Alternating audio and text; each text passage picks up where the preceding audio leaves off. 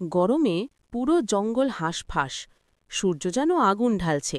শিয়ালমাম্মা হাঁটতে হাঁটতে বলছে, ইস, এই গরমে থাকাই দায়, যদি বরফের মতো ঠান্ডা একটা ঘর থাকত। ঠিক তখনই সে দেখে জঙ্গলের ধারে কিছু শিকারী বরফের বড় বড় টুকরো নামাচ্ছে।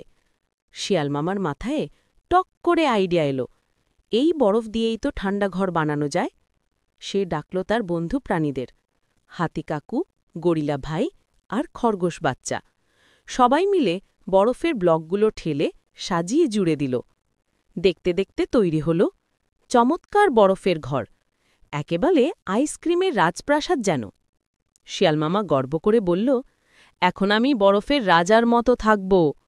কিন্তু খরগোশ আস্তে করে বলল, মামা, একটাই সমস্যা, বরফ তো গলে যাবে। শিয়ালমামা হেসে বলল, আরে দুশ্চিন্তা করিস না, আমি দরজায় বরফের পর্দা লাগিয়েছি আর ছাদে বসিয়েছি ঠান্ডা পাতার ফ্যান।